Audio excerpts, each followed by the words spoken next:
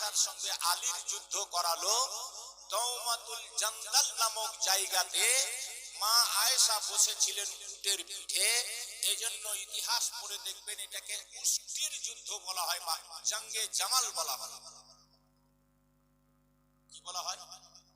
জঙ্গে জামাল, উটের যুদ্ধ বলা হয়। হযরত আলী শেরে খোদা কোন রকম করে এই যুদ্ধটাকে কৌশলে বন্ধ করেছিলেন। মা আয়েশা তখন ভুল বুঝতে পেরে হযরত আলীর কাছে ক্ষমা চাইলেন। হযরত আলী মা আয়েশার কাছে ক্ষমা চাইলেন।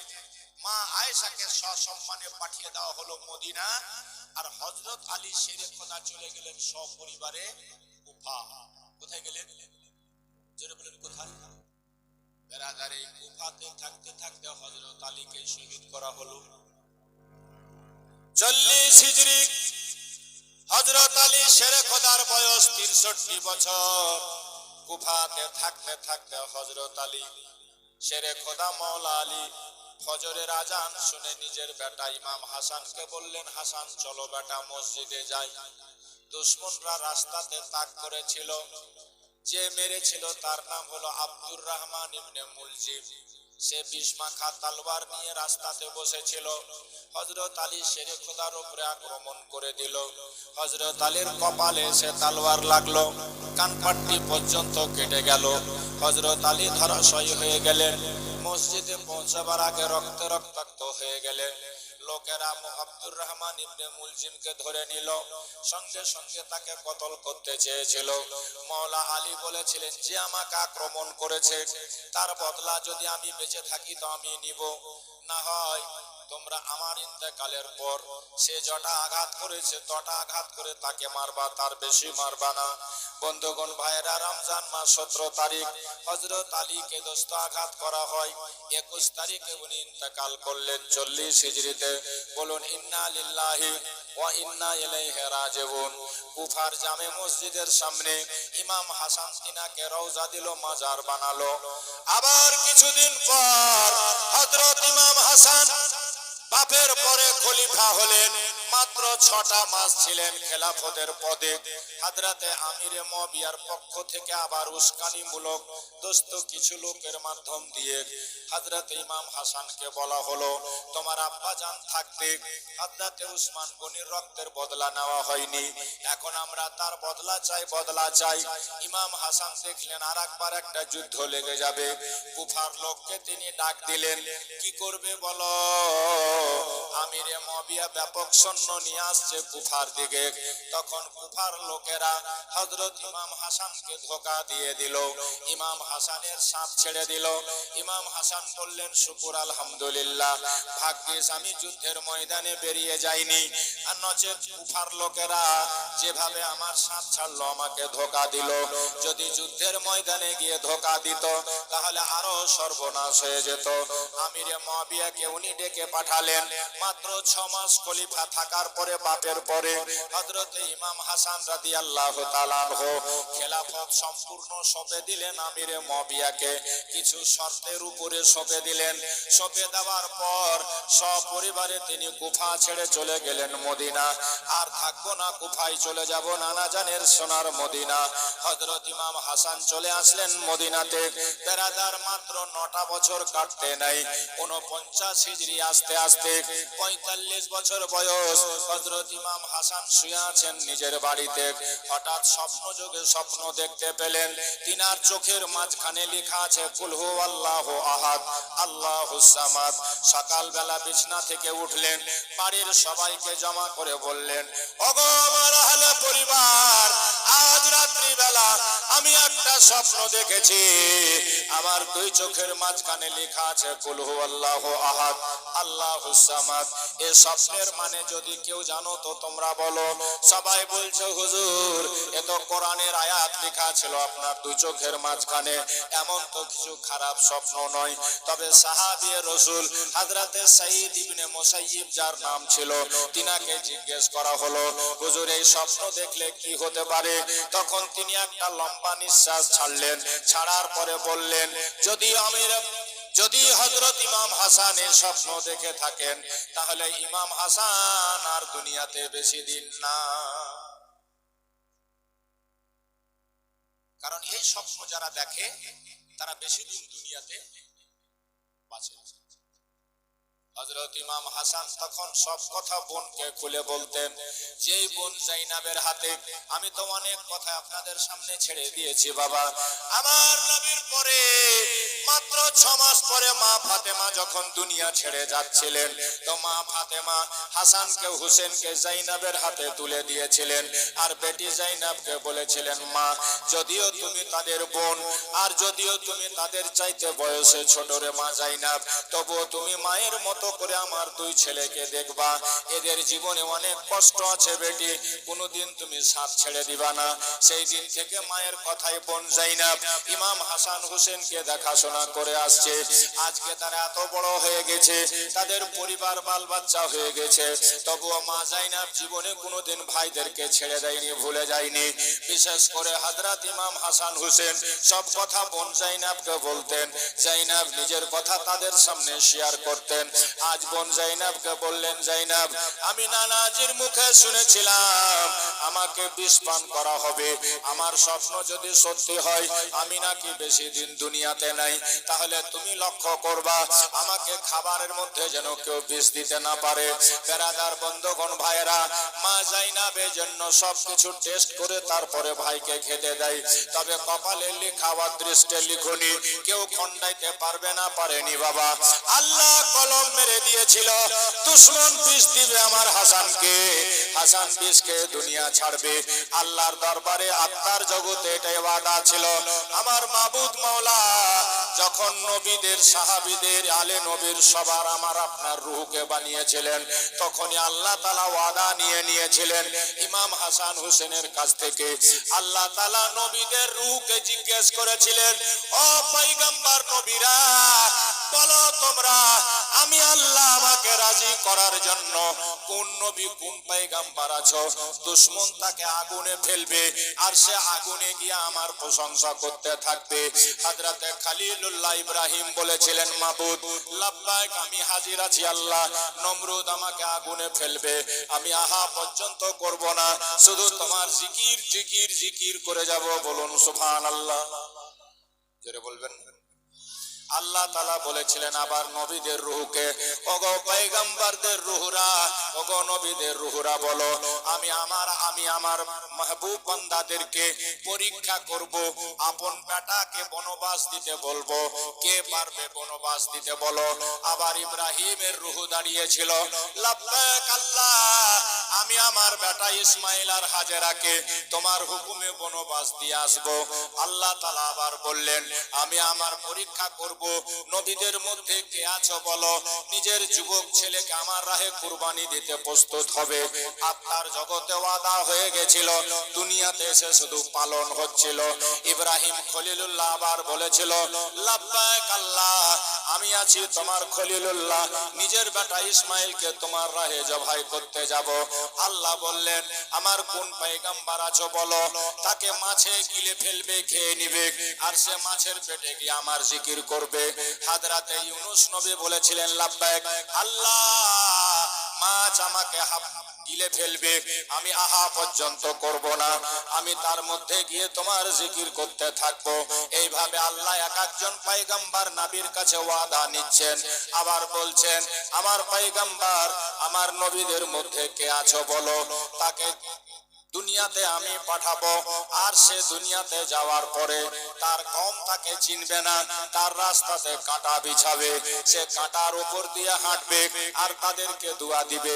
আমার আপনার আখেরি জামানার পয়গম্বর বলেছিলেন, মাবুদ ওগো আমার আল্লাহ আমি হব তোমার আখেরি জামানার পয়গম্বর, আমি নবী তোমার মুহাম্মদুর রাসূলুল্লাহ, আমার কওম আমাকে পাথর মারবে, আমি তাদেরকে গালি দিব না, দোয়া দিব গো আল্লাহ, আমার রাস্তাতে তারা পাথর বিছাবে, কাঁটা বিছাবে, আমি তাদের জন্য দোয়া করে যাব গো আল্লাহ। আল্লাহ বললেন তাকে দেশ ছাড়া করা হবে, সে আহা করবে না, নবী বলেছিলেন আমি করব গো আল্লাহ। বেরাদার এবার আমার আল্লাহ বললেন আমার মাহবুব বান্দাদের মধ্যে কে আছো তোমরা বলো, তাকে বারবার বিষ দেওয়া হবে। সে বিষ খাওয়ার পরেও আমার শুকরিয়া আদায় করে আল্লাহ আল্লাহ করতে করতে দুনিয়া ছেড়ে দিবে। ইমাম হাসানের আত্মা বলেছিল, লাব্বাইক আল্লাহ, সেটা আমি হব গো আল্লাহ, তোমার নবীর প্যারা নাতি। আমি ইমাম হাসান বলছি, মাবুদ মাওলা, আমাকে দুশমনেরা বিষ দিবে, আমি আহাহু করব না, বিষ খেয়ে দুনিয়া ছেড়ে দিব। আমার আল্লাহ বললেন, কে আছো আমার মেহবুব বান্দা, বলো। সর্বপ্রথম তাকে ধোঁকা দেওয়া হবে, আর সে ধোঁকা খেয়ে সপরিবারে কারবালার ময়দানে যাবে। 3 দিন তাকে ভুখা প্যাসা রাখা হবে, তার চোখের সামনে জওয়ান বেটাকে শহীদ করা হবে। সে আমার শুকরিয়া আদায় করতে থাকবে। তার চোখের সামনে ভাগনা ভাতিজাকে শহীদ করা হবে, সে আমার শুকরিয়া আদায় করতে থাকবে। তাকে রক্তে রক্তাক্ত করা হবে, সে আমার শুকরিয়া আদায় করতে থাকবে। তাকে 3 দিন ভুখা প্যাসা রেখে তার কোলের বাচ্চাকে শহীদ করে দেওয়া হবে, তবুও সে আল্লাহর শুকরিয়া আদায় করতে পারবে। ইমাম হোসেনের আত্মা বলেছিলেন, লাব্বাইক আল্লাহ, আমি আছি। তো যাহা কিছু দুনিয়াতে হয়েছে, এটা আত্মার জগতে আল্লাহর সঙ্গে ওয়াদা আগেই হয়ে গেছে, শুধু দুনিয়াতে সে পালন হয়েছে। বেরাদার, তাই ইমাম হাসান বয়স 45, 49 হিজরি, প্রথমবার তিনাকে বিষ দেওয়া হচ্ছে মধুতে মিশিয়ে। মধু খাওয়া নবীর সুন্নাত, আল্লাহর নবীর পছন্দনীয় জিনিসের মধ্যে হাদিসে পাকে আছে, ইহুবুল হালওয়া ওয়াল আসল। নবী পছন্দ করতেন হালুয়া খেতে আর মধু খেতে। আমরা নবীকে ভালোবাসি, সুন্নিরা, এই জন্য আমরাও হালুয়া খেতে ভালোবাসি, তাই না বাবা? আপনারা খান কিনা? আর কিছু লোককে হালুয়া ভালো লাগে না। তো তোকে হালুয়া ভালো লাগে না, তোর মৌলবি তো বলেই দিয়েছে, তুই গরুর মুদ খা আর গোবর খা, আমার কি দেখার আছে? ঠিক না? তুই মুদ খা চাহে গোবর খা, আমার দেখার নাই। নবী যেটা ভালোবেসেছে, আমরা সুন্নিরা সেটা ভালো বাসি, ভালো বাসি। তো মধু খাওয়া নবীর সুন্নাত, মধুতে বড় উপকারও আছে। আর আমার নবী মধু আর বিশেষ করে কালজিরা সম্পর্কে হাদিস পাকে নবী বলেছেন। যেমন কালজিরা সম্পর্কে নবীর একটা হাদিস আছে, আল হাব্বাতুস সাউদা দাওয়াউন লিকুল্লি দা ইল্লাল মাউত। আল হাদিস, নবী বলছেন কালো জিরা মরণ বাদে সমস্ত অসুখের ওষুধ হলো কালো জিরা। বলুন সুবহানাল্লাহ। এজন্য আমি যেখানে যাই মানুষকে বলি যেন মানুষের উপকার হয়, কালো জিরা আর মধু পারলে মিশিয়ে চিটে চিটে, কিছু না হলে মাসে 7 দিন খেয়ে দেবে, বহুত লাভ হবে। তো যাই হোক, মধু খাওয়া নবীর সুন্নাত। নবীর পরিবার মধুকে ভালোবেসেছে। ইমাম হাসান ভালোবাসতেন। ঘরে রাখা ছিল মধু, মধুতে কেমনি করে দুশমনরা মিশিয়ে দিয়েছে বিষ। আর সকালবেলা যেমনি মধু খেতে নেই, বুকটা জ্বলতে লাগে, পেটটা জ্বালা করতে লাগে। জাইনাবকে বললেন, বোন ব্যাপার খারাপ। মা জাইনাব বলছেন, ভাই কি হয়েছে? বলে, ভাই মনে হয় এই মধুতে কেউ বিষ মিশিয়ে দিয়েছে, খেয়ে আমার বুকটা জ্বলতে লাগে, পেট জ্বালা করছে। জাইনাব, আমাকে কোন রকম করে আমার নানার রওজা পাকে পৌঁছে দেওয়ার ব্যবস্থা করুন। বলুন সুবহানাল্লাহ। কোথায় যাচ্ছে নবী? কোথায় যাচ্ছে নবী পাকে? রওজায়ে রাসূলে। আমরাও যখন দুঃখী হই, কষ্ট পাই, ব্যথা পাই, বিপদে পড়ি, আল্লাহওয়ালার মাজারে যাই। যাই কি যাই না? যারা বলেন যাই কি যাই না? যদি যাওয়া বেদাত হতো, ইমাম হাসান নানার মাজারে যেত? যারা বলেন যেত? আচ্ছা, হাজিরা হজ করতে গেলে নবীর মাজারে যাই কি যাই না? যারা বলেন যাই কি যাই না?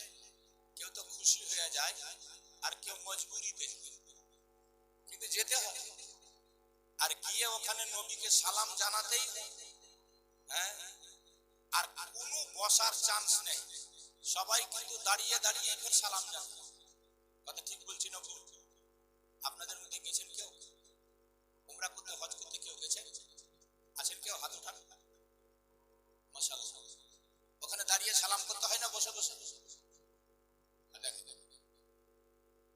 সব হাজি, হাড়কালা টলির হোক, হাজি নগরের হোক, আর আপনার পটুয়া টলির হোক, হিম্মত নগরের হোক, আর আলিপুরের আর যেখানকারই হোক, শেরশাহীর হোক, কাতলামারির হোক, এই দিককার হোক চাহে ওই দিককার হোক, সবাইকে ওখানে গিয়ে দাঁড়িয়ে নবীকে সালাম করতে হয়। নবীর রওজা শরীফ দেখে মন ভরে না। আহা, জোরে বলুন সুবহানাল্লাহ। দিদার দাও গো শাহে মদিনা। আল্লাহর নবী বলছেন, মান যারা কবরি ওয়াজাবাত লাহু শাফাতি। হাদিসে পাক, যারা আমার রওজা জিয়ারত করলো তাদের শাফাত করা আমার উপর ওয়াজিব হয়ে গেল। বলুন সুবহানাল্লাহ। হাজি বাজিগিরি কেন করছিস বাড়িতে এসে? নবীর মাজারে গিয়ে দাঁড়িয়ে সালাম করলি আর বাড়িতে এসে সালাম ছেড়ে দিলি মানে? বলে আছে না? এত বুঝার চেষ্টা করুন, বেশি খুলে বলছি, বুঝার চেষ্টা করুন। ওই হাজিদেরকে বলছে যারা পিকনিক করতে যাচ্ছে, হ্যাঁ, মুর্শিদাবাদের ওইরকমই দু হাজি গেছে। আর যে দেখেন কাবা শরীফের আশেপাশে একটা মাছি পিঁপড়া পর্যন্ত, ঘাস পর্যন্ত উঠাতে নিষেধ আছে, পিঁপড়া পর্যন্ত মারতে নিষেধ আছে। ঝগড়া তো দূরে থাক, यारा बांगाली मानुष जे झगड़ा करছে দুজনা মারামারি করছে, একটা মুড়ি খাওয়া লিয়া ঝগড়া লেগেছে। তার একজনা কইছে যে এটা পিঁপড়া মারতে মানা, তোরা নিজে মারামারি করছিস তো তোর হজ হবে? কইছে হজ হোক নেই না হোক, পিকনিক তো হবে।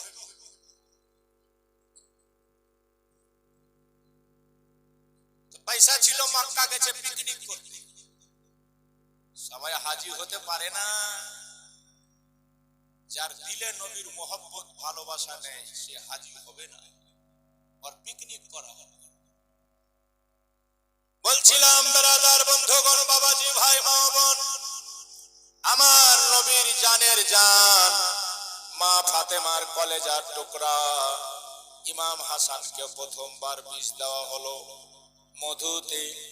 মধুতে বিষ মাখা মধু খেয়ে ছটফট করে গেলেন নানার রওজাতে।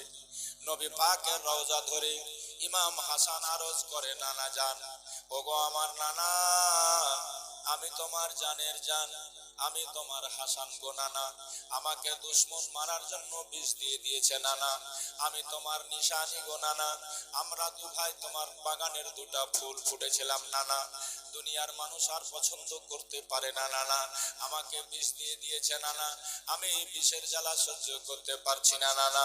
নবী পাকের রওজার ধুলো মাটি হযরত ইমাম হাসান মুখে আর বুকে মাখতে নেই বাবা, সঙ্গে সঙ্গে আল্লাহর রহমতে বিষ পানি হয়ে গেল।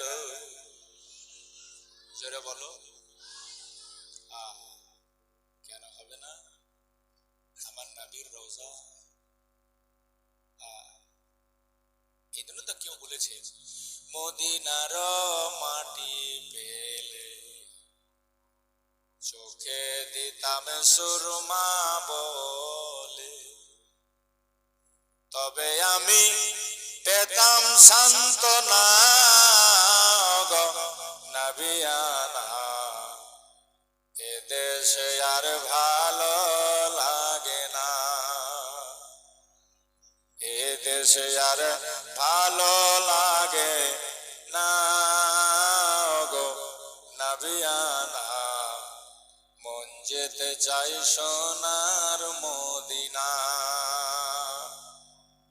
মনে বড় আশা আছে, যাব আমি তোমার কাছে, নিশ্চয় আমি যেতে পারি না গো নবিয়ানা, মন যেতে চাই সোনার মদিনা, এ দেশে আর ভালো লাগে না। যাবে আনা, মন যেতে চাই সোনার মদিনা। আমার নবীর রওজার মাটি, আহা, আরে মদিনার মাটি খাকে শিফা বলা হয়, খাকে শিফা। সমস্ত অসুখ থেকে শিফা পাওয়া যায় মদিনার মাটি চোখে মুখে মুখে লাগাতে গেলে। আচ্ছা, মদিনার মাটির এত দাম কিসের কারণে হলো বাবা? এই জোরে কহেন না কার কারণে? তো মুখে ফুটে কইতে পারছেন না কার কারণে?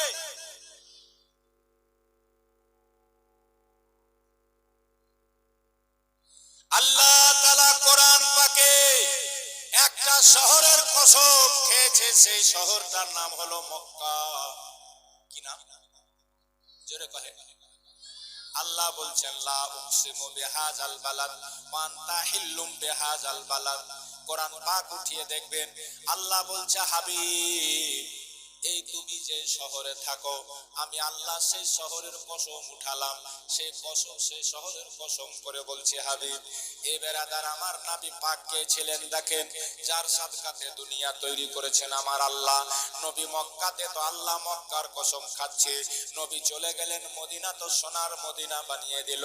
বাবাজি ভাই আমার, যেই মদিনার কথা কালকে বলেছিলাম ইয়াসরাব নাম ছিল ইয়াসরিব, যেই মদিনায় গেলে মানুষ অসুখ হয়ে যেত, সেই মদিনা আমার নবীর পা পড়ার কারণে আজকে খাকে শেফার মালিক হয়ে গেছে।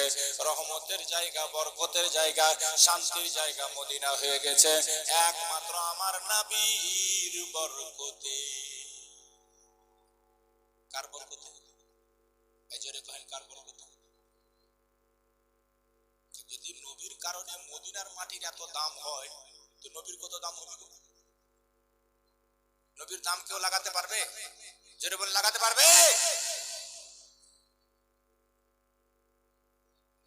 সেই নবীর রওজায় ইমাম হাসান গিয়ে কান্না করেছে, আমার আল্লাহর রহমত হয়ে গেছে নবী পাকের মাজারের বরকতে, তুলা বালির বরকতে, সঙ্গে সঙ্গে আপনার বীজ পানি হয়ে গেছে। কিছুদিন কেটে গেল, আবার বাড়িতে রাখা ছিল খেজুর, খেজুরের মধ্যে কেউ যেন বিষ মেখে দিয়েছে। ইমাম হাসান 7টা বিষ খেজুর খেয়েছেন। সাথে সাথে বেরাদার বন্ধুগণ, খেজুরের মধ্যে একটা কোয়ালিটি আছে যার ফজিলত আমার নবী বয়ান করেছে। খেজুরের মধ্যে একটা কালো কালো খেজুর হয় যার নাম আজওয়া। আজওয়া খেজুরের খুব বরকত, খুব ফজিলত আমার নবী বলেছেন। 7টা আজওয়া খেজুর প্রতিদিন কেউ যদি সকাল বেলা খায়, 10 লাখ সাপ যদি কামড়ে এলাই সেই দিন তার মরণ হবে না। খেজুর। আর একটা খেজুর ফের মদিনাতে পাওয়া যায়, মক্কাতে পাওয়া যায়, দেখবেন বিচ্ছি আছে না? হ্যাঁ, ওটা আমার নবীর মুআজিজা, নবীর মুআজিজা। এই বেঈমানরা নবীকে কত রকম করে পরিশান করেছে, পরীক্ষা করেছে। কোথা আমার হাতে কি আছে বলো? খেজুরের বিচ্ছিলি আছে। তো নবী কইছে আমি কি বলবো? তুই মাটিতে গেড়ে দে। মাটিতে গেড়ে দিলেও ও বলবে যে আমি কি। খেজুর গেড়ে দেখেছি তো গাছ হয়ে গেছে, সাথে সাথে গাছ হয়ে খেজুর ধরলেছে, ফলও হয়ে গেছে। আর প্রত্যেকটা ডাল পাতা শাখা থেকে আওয়াজ আসছে, নবীর কলমা পড়ছে, লা ইলাহা ইল্লাল্লাহ মুহাম্মাদুর রাসূল। তো বেঈমানরা কইছে যে আচ্ছা বিনা বিচ্ছির খেজুর লিয়া হাতে করে এবার পরীক্ষা করে দেখ, গাড়তে কইবে তো বিচ্ছি নেই তো গাছ হবে কেমনে? তো বিনা বিচ্ছির খেজুর লিয়া কইছে নবীকে এবার কি আছে কহো দেখি। তো নবী কইছে মাটিতে গেড়ে দে।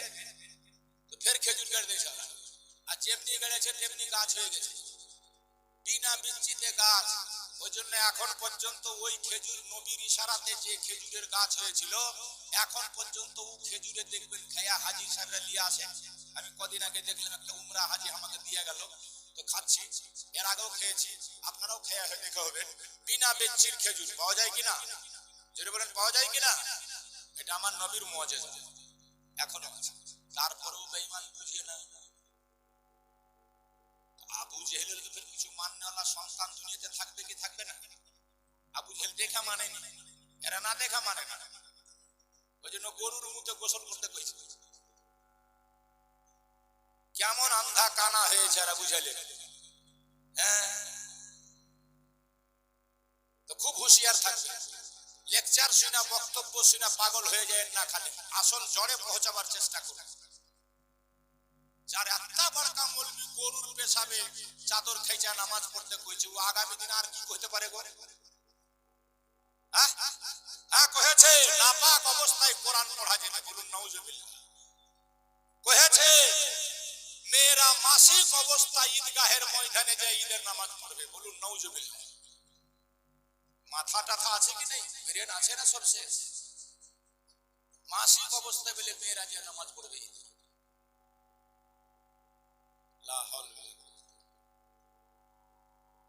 আমাদের হানাফি মতে মেয়েদের কোনো জামাত নেই, আমাদের হানাফি মতে মেয়েদের ঈদের নামাজ নেই, আমাদের হানাফি মতে মেয়েদের জানাজার নামাজ নেই, আমাদের হানাফি মতে মেয়েদের জুম্মার নামাজ নেই। কত ঠিক? মেয়েরা একাই একাই বাড়িতে নামাজ পড়বে, তারাবি হোক আর পাঁচ ওয়াক্ত হোক, একাই পড়বে, লুকায়িত জায়গায় পড়বে।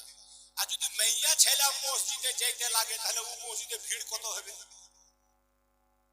কথা ঠিক না? বেটি ছেলে যদি কোনো মেলা যাওয়া বাদ দিয়ে দেয়, একটাও বেটা ছেলেও মেলাতে চলবে। কথা ঠিক বলছি না? আর বেটি ছেলে যে মসজিদে তারাবি পড়তে যেতে শুরু করবে, ও গ্রামে একটাও ছড়া বাড়িতে থাকবে না, সব তারাবি পড়তে চলবে। যাবে কি যাবে না? হ্যাঁ।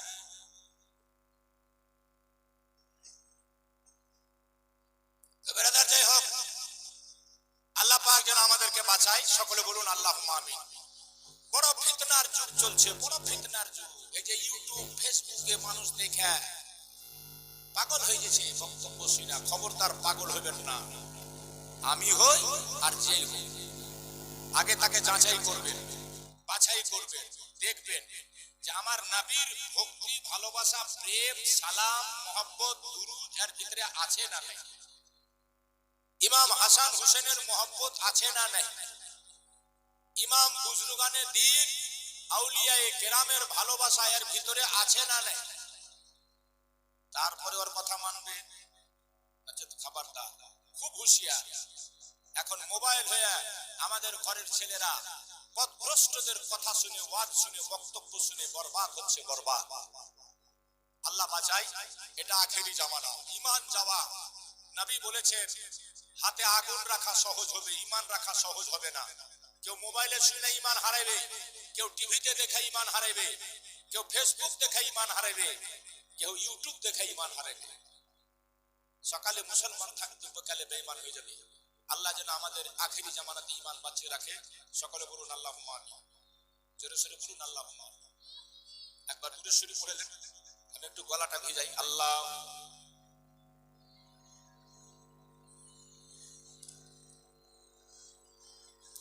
মাওলানা মুহাম্মদ ওয়ালা আলি সাইয়্যিদিনা মাওলানা মুহাম্মদ।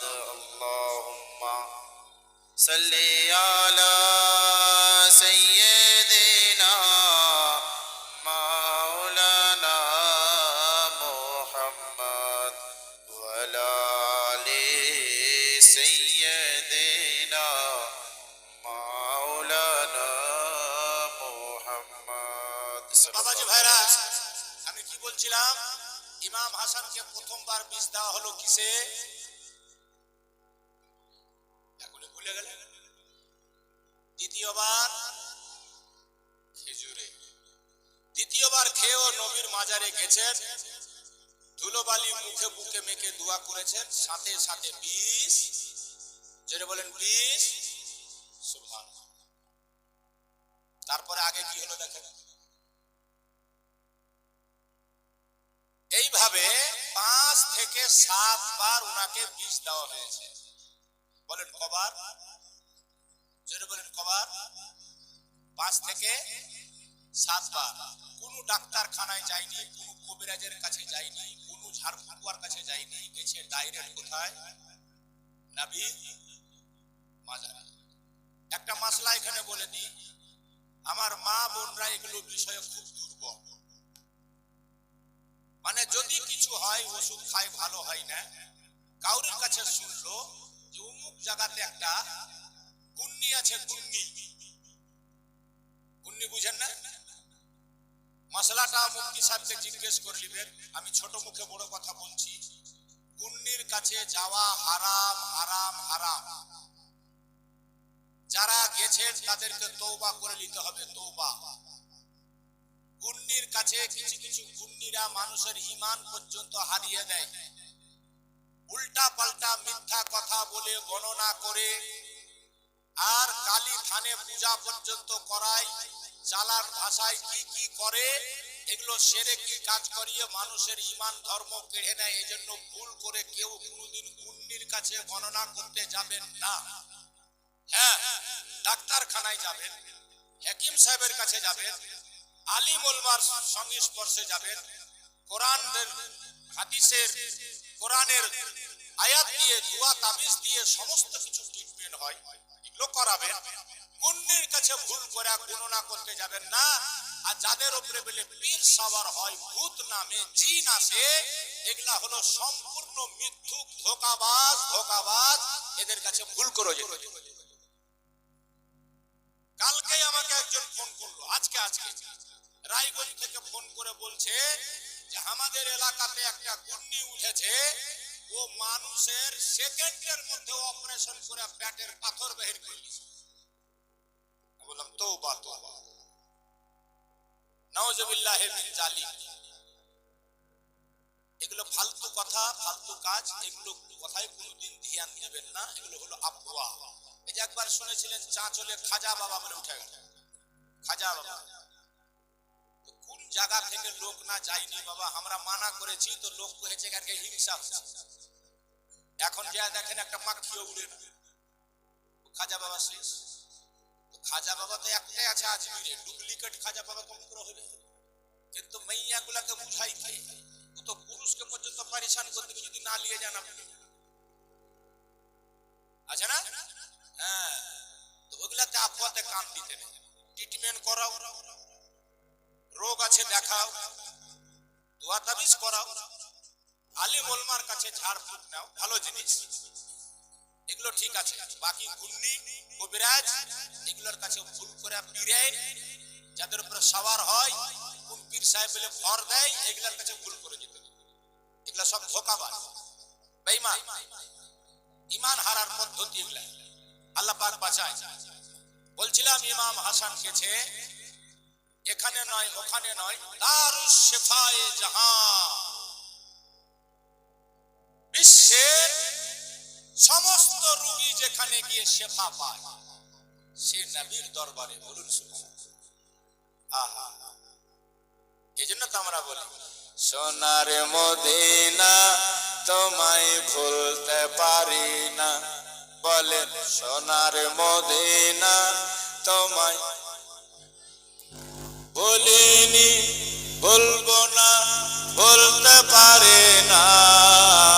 সব বলিব কিন্তু তোমায় আর সম আল্লাহর চেয়ে। শোনাবো শোনাবো, তবে শুনতে শুনতে ইমাম হাসান হোসেনকে যে আমরা ভালোবাসি, এই ভালোবাসাটা আপনাদেরকে দেখাতে হবে। আচ্ছা, এই প্রোগ্রামটা যদি প্রতি বছর হয় তাহলে অনেক কিছু আমরা আলিম ওলামার মুখ থেকে জানতে পারবো কিনা, জানা হচ্ছে কিনা? জানা হচ্ছে। তবে হ্যাঁ, আলিমের মতো আলিমকে দাওয়াত করবেন তো হাদিসও শুনবেন, কোরআনও শুনবেন, মাসলাও শুনবেন, মাসাইলও শুনবেন, প্রয়োজনীয় জিনিস শুনবেন। খালি কেসা কাহিনী আর গজল শুনে বাড়ি চলে যান না। গজল আমিও শোনাতে পারবো, গোটা রাত গজল শুনে কাটিয়ে দিতে পারবো। 30 বছর ধরে গাঁথা আছে আলহামদুলিল্লাহ, কিন্তু বেপ্রয়োজনে আমি খালি গজল বলে টাইম পাস করি না। দরকারে পড়ি, বিনা প্রয়োজনে শুধু গজল শোনাই না মানুষকে। হ্যাঁ, যখন আসল কাজ হয়ে গেল সময় পেলে শোনাবো। এক ভাই আবেদন করেছে, 100 টাকাও দিয়েছে, দাবি করেছে, তো কথাটাও শোনাবো। মুফতি সাহেব কালকে একটা শুনিয়েছিলাম, ওটা আবার শোনাতে বলেছেন, ওটাও শোনাবো, ইনশাআল্লাহ শোনাবো। তবে আমরা যে হাসান হোসেনকে ভালোবাসি, তো যে যাকে ভালোবাসে তার জন্য খরচা করতে ভালোবাসে। আর আল্লাহ পাক বলছে যে আমার রাহে যদি কেউ খরচা করে, আল্লাহ কোরআনে নিজে বলছেন মাসালুল্লাযিনা ইউনফিকুনা আমওয়ালাহুম ফি সাবিলিল্লাহ কামাসালি হাববাতিন আমবাতাত সাবা সানাবিলা কুল্লু সুনবুলাতিন মিয়াতু হাব্বা ওয়াল্লাহু ইযাইফু মান ইয়াশা আল্লাহ বলছে আমার রাহে কেউ যদি একটা টাকা একটা দানা ফেলে, এই দানাটার উদাহরণ হচ্ছে সেরকম যেমন একটা দানা মাটিতে ফেললে তা থেকে 7টা শীষ বের হয়, প্রত্যেকটা শীষে 100টা করে দানা হয়, মানে একটা দানাতে 700টা দানা পাওয়া যায়। আমি আল্লাহ আমার রাহে কেউ একটা দানা ফেললে, একটা টাকা খরচ করলে 700 গুণ দিয়ে থাকি।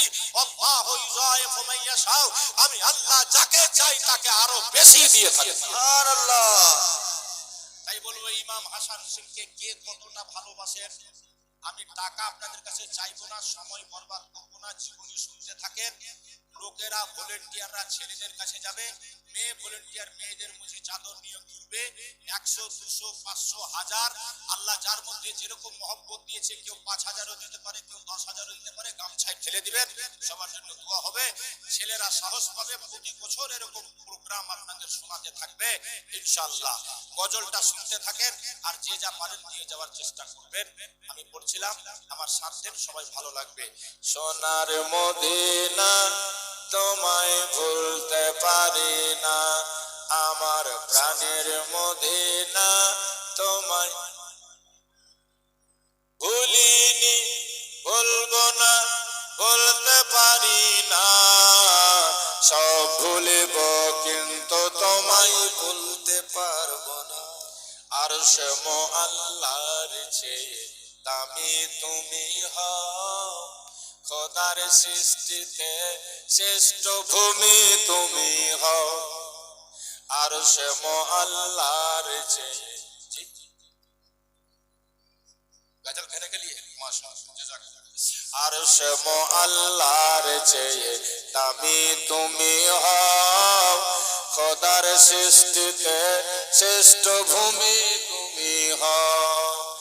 আরশে আল্লাহর চেয়ে দামি তুমি হও, খোদার সৃষ্টিতে শ্রেষ্ঠ ভূমি তুমি হও। তোমার বুকে শুয়ে আছে, তোমার বুকে শুয়ে আছে শাহে মদিনা, সব ভুলিব কিন্তু তোমায়। জোরে জোরে সোনার মদিনা আমার নবীর মদিনা, আমার প্রাণের মদিনা, সব ভুলিব কিন্তু তোমায় ভুলিনি, ভুলবো না, ভুলতে পারি না, সব ভুলিব কিন্তু তোমায়। ইয়াসরাব নামে ছিলে তুমি অলক্ষণের দেশ। আগের নাম কি ছিল? ইয়াসরাব। ইয়াসরাব নামে ছিলে তুমি অলক্ষণের দেশ, বড় মারাত্মক যে ছিল তোমার পরিবেশ। ইয়াসরাব নামে ছিলে তুমি অলক্ষণের দেশ, বড় মারাত্মক যে ছিল তোমার পরিবেশ। ইয়াসরাব নামে ছিলে তুমি অলক্ষণের দেশ, বড় মারাত্মক যে ছিল তোমার পরিবেশ। নবীর ছোঁয়া পেয়ে তুমি, নবীর ছোঁয়া পেয়ে তুমি সোনার মদিনা, সব ভুলিব কিন্তু তোমায় ভুলিনি, ভুলবো না, বলতে পারি না, সব ভুলিব কিন্তু তোমায়। আমার প্রাণের মদিনা, আপনি চলে আসেন, আপনারা চলে আসেন না। আমার প্রাণের মদিনা, কিনারে কিনারে লেনে দিচ্ছে। আমার জানের মদিনা, ভিতরে ঢুকবেন না, সাইডে সাইডে দাঁড়িয়ে নিলেন। আমার প্রাণের মদিনা, আমার জানের মদিনা, সব ভুলিব কিন্তু তোমায় জোরে ভুলিনি, ভুলবো না, বলতে পারি না। দরকার সব জোর সে বল। ভুলিনি, ভুলবো না, সব ভুলিব কিন্তু তোমায়। আমার সোনার মদিনা, আমার প্রাণের মদিনা, সব ভুলিব কিন্তু তোমায়। জান্নাতের বাগানে নবী তোমায় বলেছি, মদিনা হলো জান্নাতের বাগান, রাউযাতুম মিন রিয়াজিল জান্নাহ। নবী বলেন বাইনা মিম্বারি ও রাউযাতি রাউযাতুম মিন রিয়াজিল জান্নাহ। আমার রওজা আর আমার মেম্বারের মাঝামাঝি এটা হলো জান্নাতের বাগান। বলুন সুবহানাল্লাহ। জান্নাতের বাগান নবী তোমায় বলেছেন, জান্নাতের বাগান নবী, বলো বলো বলো, জান্নাতের বাগান নবী তোমায় বলেছেন, খাকে শেফার অধিকারী তোমায় করেছে। সুবহানাল্লাহ সুবহানাল্লাহ, জোরসে হাত উঠাকে বলো ইয়া রাসূলুল্লাহ রাসূলুল্লাহ। জান্নাতের বাগান নবী তোমায় বলেছেন, খাকে শেফার অধিকারী তোমায় করেছে। জান্নাতের বাগান নবী তোমায় বলেছে, খাকে শেফার অধিকারী তোমায় করেছে।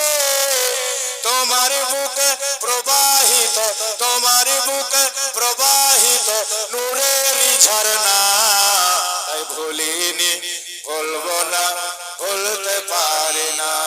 আমার সোনার মদিনা, আমার প্রাণের মদিনা, সব ভুলিব কিন্তু তোমায় ভুলতে পারি না। ভুলিনি ভুলবো না ভুলতে পারি না, ভুলিনি ভুলবো না ভুলতে পারি না। সব ভুলিব কিন্তু তোমায় ভুলতে পারি না, সব ভুলিব কিন্তু তোমায় ভুলতে পারি না। সোনার মদিনা, আমার প্রাণের মদিনা, সব ভুলিব কিন্তু তোমায় ভুলতে পারি না। কে কান্দে রে সেজদায় পড়ে, সুবহানাল্লাহ সুবহানাল্লাহ। আহা, দিতে থাকেন আর একটু শুনে, এখন কালেকশনটা হয়ে যায়, তারপরে আমি আগের কথা শোনাচ্ছি। কি বাবা? তো মুফতি সাহেব কালকে শুনেছিলেন, শুনতে চেয়েছেন, আমার নবী যে আমাদের মায়ায় 3 দিন ধরে গারে হেরাতে কেঁদেছেন পড়ে, সিজদায় পড়ে। কবি বলছে কে কান্দে রে সিজদায় পড়ে, গারে হেরাতে উম্মতি উম্মতি বলিয়া মুখেতে, কে কান্দে রে সিজদায় পড়ে। ইয়া রাসূলুল্লাহ, ইয়া রাসূলুল্লাহ, মহব্বতে বলুন ইয়া রাসূলুল্লাহ, ইয়া রাসূলুল্লাহ। চার সাহাবা খুঁজে বেড়া, নবী নাই নবী নাই নবী নাই, গেল কোথায়? মাঠে ছুটেছে তো দেখছে, আল্লাহ জাযাকাল্লাহ, মাঠে ছুটেছে মাশাআল্লাহ, দেখছে রাখাল ছাগল চড়ায়, মেষ চড়ায়, গরু চড়ায়। চার সাহাবা খুঁজে বেড়া, এক রাখালে দেখতে পায়, রাখাল বলে 3 দিন ধরে ছাগল আমার ঘাস না খায়। আহা, আমার নবীর কান্দনের আওয়াজে পশুরা ঘাস খাচ্ছে না, ছেড়ে দিয়েছে। চার সাহাবা খুঁজে বেড়া, এক রাখালে দেখতে পায়, রাখাল বলে 3 দিন ধরে ছাগল আমার ঘাস না খায়। কান্দনের রোল আসছে কেন, কান্দনের রোল আসছে কেন, ওই পাহাড় হইতে উম্মতি উম্মতি বলিয়া মুখেতে, কে কান্দে রে সিজদায় পড়ে। সুবহানাল্লাহ। সাহাবারা তখন বললেন আমরা তো অনেক চেষ্টা করছি, নবী মাথা তুলে না। ডাকো নবীর কলেজার টুকরা ফাতেমাতুজ জাহরাকে, হাসান হোসেনের মাকে। আসলেন মা ফাতেমা, পর্দাবতী ফাতেমা, খাতুনে জান্নাত ফাতেমা। আব্বাকে বলছে, আব্বা মাথা তুলো, তুমি উম্মতের জন্য কাঁদছো তো আব্বা, টেনশন করো না আব্বা, তোমার উম্মতের জন্য আমি কি করব শোনো। মা ফাতেমা বলেন, আব্বা আর তো তুমি কেন্দো না, হোসেন হাসানের শহীদের বদলা দিব আমি নজরানা। সুবহানাল্লাহ, সুবহানাল্লাহ। মা ফাতেমা বলেন, আব্বা আর তো তুমি কেন্দো না, হোসেন হাসানের শহীদের বদলা দিব আমি নজরানা, নইলে মাথার চুল কেটে। আল্লাহু আকবার। জোরে বলবেন না? যেই মা ফাতেমার চুল পৃথিবীর কেউ দেখে, মা ফাতেমা কি বলছেন, আব্বা তোমার উম্মতের জন্য এত ব্যথা? শোনো, আমার ছেলেদের নজরানা দিয়েও যদি না হয় আব্বা, শেষমেশ নইলে মাথার চুল কেটে, নইলে মাথার কেশ কেটে দিব তোমার উম্মতের নেকির পাল্লাতে। উম্মতি উম্মতি বলিয়া মুখেতে, কে কান্দে রে সিজদায় পড়ে ওই গারে হেরাতে। উম্মতি উম্মতি বলিয়া মুখেতে, কে কান্দে রে সিজদায় পড়ে। সুবহানাল্লাহ, সুবহানাল্লাহ। আর মা ফাতেমা এই কথা বলতে নেই, আমার আল্লাহ কি বলছে? আহা, আল্লাহ বলেন ও জিবরাইল আমার নবীজিকে বলে দাও, মাফ করিলাম উম্মতের গুনাহ, মাথা তুমি তোলে না। আল্লাহ বলেন ও জিবরাইল, আল্লাহ বলেন ও জিবরাইল আমার নবীজিকে বলে দাও, মাফ করিলাম উম্মতের গুনাহ, মাথা তুমি তোলে নাও। মাথা তুলো কথা বলো হাবিব, মাথা তুলো কথা বলো নবী গো, মাথা তুলো কথা বলো। বন্ধু কি চাও? মাথা তুলো কথা বলো, কেন কান্দো উম্মতের মায়াতে? উম্মতি উম্মতি বলিয়া মুখেতে, কে কান্দে রে সিজদায় পড়ে। আল্লাহ, মাশাআল্লাহ। এজন্য বুখারী শরীফের হাদিস আছে, সম্ভবত 310 পৃষ্ঠার হাদিসে নবী বলেন, আমি যখন কাঁদবো কিয়ামতের মাঠেও উম্মত উম্মতি বলে, তা আমার আল্লাহ বলবে, ইরফা রাসাকা ইয়া মুহাম্মদ সাল তুতা ইশফা তুশফা। বেশক হক है। হাবিব মাথা তুলো, কথা বলো, শাফাত করো, তোমার শাফাত কবুল করব। তুমি যাকে বলবা তাকেই তো জান্নাতে ভরবো। সুবহানাল্লাহ। এই জন্য আলা হযরত বলেছে, আজ লে উনকি পানা, ओह क्या बात है। आज मदद मांग उनसे, फिर ना मानेंगे नजदीक क़यामत में अगर मान गया। सुबहानल्लाह। माना है तो यही मानो, बेशक वहाँ जाके मानोगे तो कोई होगा फायदा नहीं। वहाँ तो सब देखेगा कि यहाँ किसी का चलता नहीं, खाली चलता है तो मुस्तफा का। मुस्तफा का चलता है। देखनी है हश्र में इज्जत रसूलुल्लाह की, क्या बात है।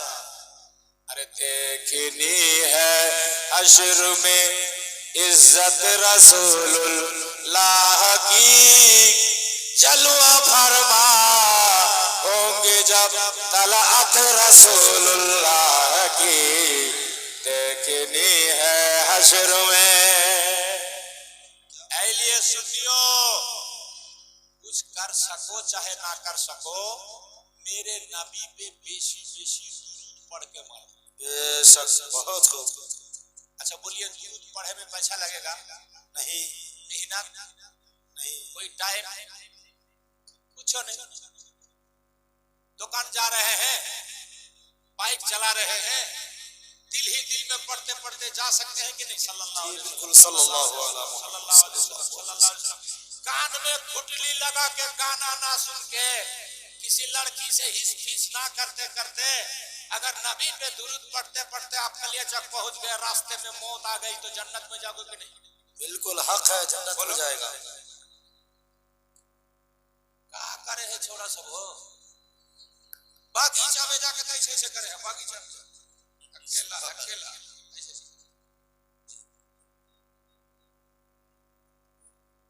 माशाल्लाह, मुस्तफा अपने दादा दादी के नाम से, बाप के नाम से 600 रुपया इमाम हसन करे इंशाअल्लाह। हाँ, ये ठंडा का जमाना चला गया, लेप के नीचे घुस के खुशर करे।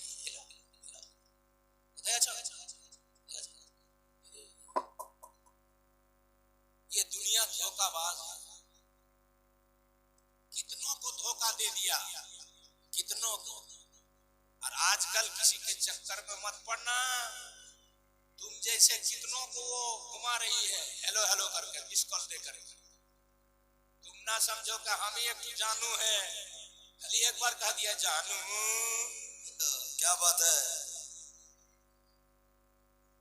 फिदा हो जा लड़का। भाई रे बाप रे बाप, कितना जानू धर के है।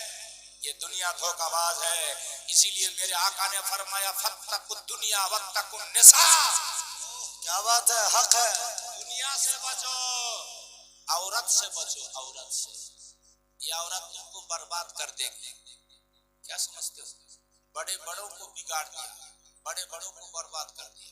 इसीलिए कि लड़की के चक्कर में मत पड़ना। बस जिंदगी में जिसको निकाह करना, एक निगाह देख लो, उसको शादी कर लो, उसी से जिंदगी निभाने की कोशिश करो।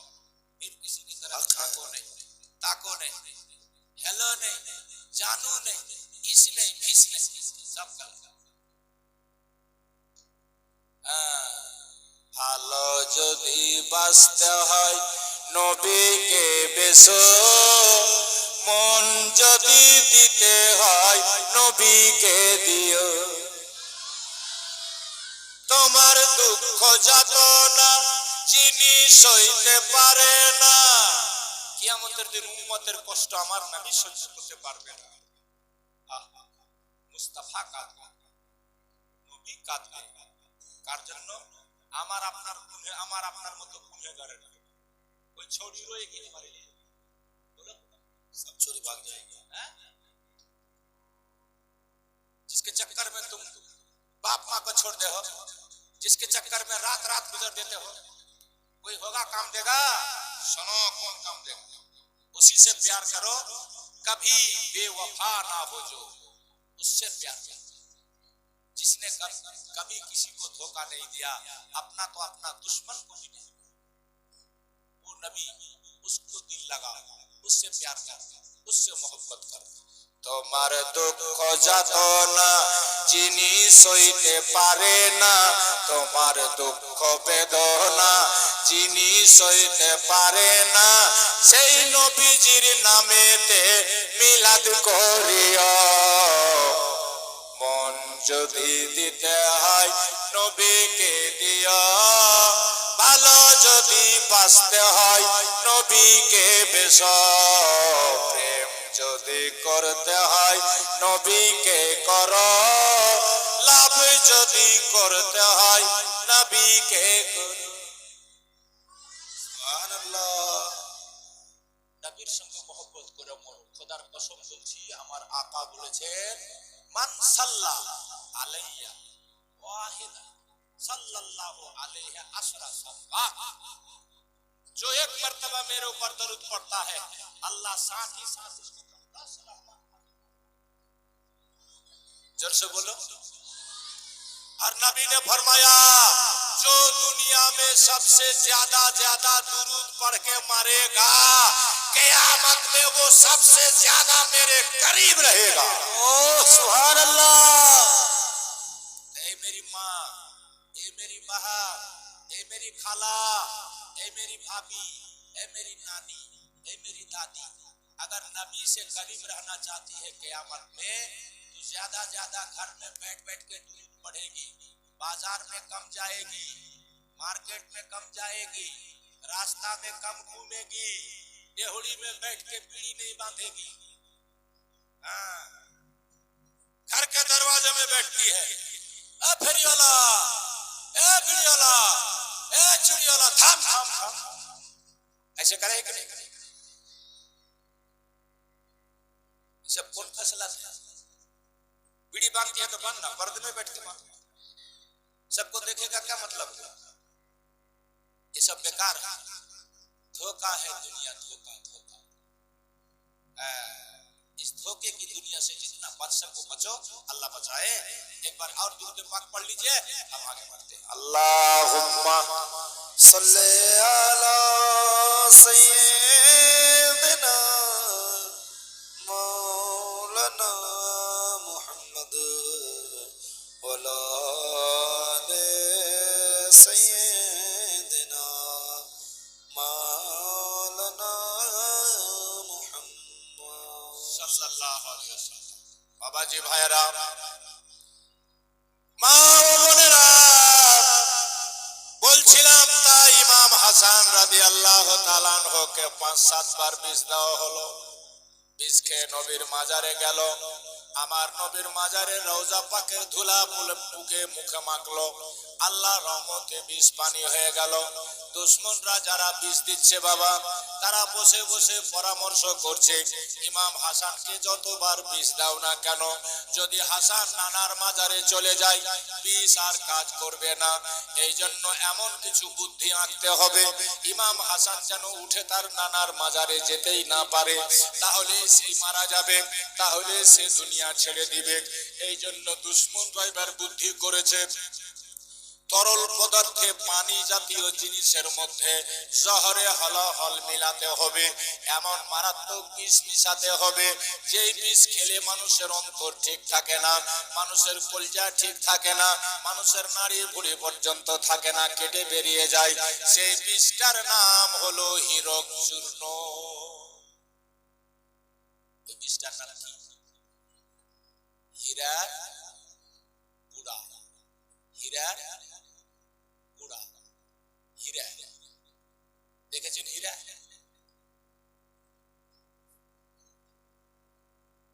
হীরা কত মারাত্মক হয়, কত বিষাক্ত হয় দেখেছেন? যদি না দেখেন, কালকে কাঁচের দোকানে যাবেন, কাঁচের কিসের দোকানে? কাঁচ কাটে যারা দেখবেন, আপনার আল্লাহর জন্য, জাল্লার জন্য, আলমারির জন্য কাঁচ লাগবে, বড় বড় কাঁচের ফালি নিয়ে আসে তারা। আপনি নিবেন 1 ফুট, আপনি নিবেন 4 ফুট, আপনি নিবেন 5 ফুট, আপনি নিবেন এত ইঞ্চি, মাপ দিলেন। তারা টেপে মাপ ধরার পরে দেখবেন একটা কালি লাগায়, কালি লাগাবার পরে পেন্সিলের মতো দেখবেন একটা কিছু তার উপরে এরকম ঘষে, আর ঘষার পরে একটা বাড়ি মারবে, কাঁচ ওখান থেকে কেটে যায়। দেখবেন পেন্সিলের মতো যেই জিনিসটা ঘষে তার মাথাতে লাগা থাকে হীরা। এমন হীরা বিষাক্ত হয়, কাঁচের মতো শক্ত জিনিস আপনি আড়া দিয়ে কাটতে পারবেন না, হ্যাকশো দিয়ে কড়া জিনিস কাটা যাবে না, প্লেট হয়নি, পাত্তি হয়নি, এর জন্য কাটা যাবে না। হীরাই হচ্ছে এর জন্য যথেষ্ট। যেইখান দিয়ে হীরা টানবেন সেইখান দিয়ে কাঁচ পর্যন্ত ফেড়ে যাবে। সেই হীরক চূর্ণ গুঁড়া করা হলো। ইমাম হাসানের ঘরে রাখা ছিল কলসি সুরাহি, সুরাহির মুখে বাড়ির মেয়ে ছেলেরা কাপড় বেঁধে দিয়েছে, কিরহা লাগিয়ে দিয়েছে। কেউ যদি এবার পানিতে বিষ মিশায়, কিরহাটা খুললাম আমরা ধরে নিব, বুঝতে পারবো দুশমনরা চালাকি করেছে। গিরা খুলতে যায়নি বাবা, গামছার উপরে বা কাপড়ের রুমালের উপরেই ঘষে দিয়ে পাউডার চলে গেছে। সেই পাউডার গিয়ে পানিতে মিশে গেছে। হীরাকে গুঁড়া করার পরে সেই হীরার গুঁড়া পাউডার পানিতে মিশে গেছে। সেই দিন ইমামে হাসান রাদিয়াল্লাহু তাআলা আনহু আমার নবীজিকে স্বপ্ন যোগে দেখতে পেলেন, আব্বা আলীকে স্বপ্নে দেখতে পেলেন, মা ফাতেমাকে স্বপ্নে দেখতে পেলেন। ইমাম হাসান ডাক দিয়ে বললেন, ওগো আমার বাড়ির মেয়েরা, আমি আমার নানা জানকে স্বপ্নে দেখেছি, আমাকে এক ঘটি পানি দাও তো, উযু করে 2 রাকাত শুকরানার নামাজ আদায় করি। এবার পানি দিয়েছেন হয়তো ওনার বিবি, ইখতিলাফ আছে রিওয়ায়াতে, জায়েদা বিনতে আশআস, যাকে সরাসরি কিছু কিছু লেখকরা দোষারোপ করেছে যে বিষটা ওই দিয়েছে, আর দেখিয়েছে যেমন বাংলা বিষাদ সিন্ধুতে আমিও পড়েছি, দেখিয়েছে যে মাইমুনা কুটনি ইয়াজিদের কথাতে জায়েদাকে হাত করে স্বামীকে মার্ডার করার জন্য, মারার জন্য বিষ মিশিয়েছিল কলসিতে। ইয়াজিদের কথায়, তবে ঘটনাটা যদি তদন্ত করে দেখা যায় তো সম্পূর্ণ ঘটনাটা ভুল প্রমাণ হচ্ছে। কারণ হলো, যখন ইমাম হাসান দুনিয়াতে বেঁচে ছিল তখন ইয়াজিদের বাবা আমিরে মুয়াবিয়াও বেঁচে ছিল। আর আমিরে মুয়াবিয়া বেঁচে থাকা কালীন ঐতিহাসিক লিখেছে ইয়াজিদের দ্বারা শরীয়ত বিরোধী কোনো কাজ প্রমাণ নেই। আমিরে মুয়াবিয়া যতদিন বেঁচে ছিলেন ইয়াজিদের দ্বারা শরীয়ত বিরোধী কোনো কাজ প্রমাণ নেই। তাহলে ও কি করে বাদশাহ হলো? তখন তো ওর বাপই ছিল খলিফা। ইয়াজিদ তখন খেলাফত পায়নি। আর ইয়াজিদের খেলাফতের জামানায় ইমাম হাসানকে বিষ দেওয়া হয়নি, তখন বাহাল তবিয়তে আমিরে মুয়াবিয়া ছিল। তাহলে ইয়াজিদের চক্রান্তটা হলো কি করে?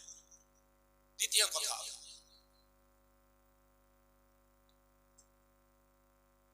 ইমাম হাসানের বিবি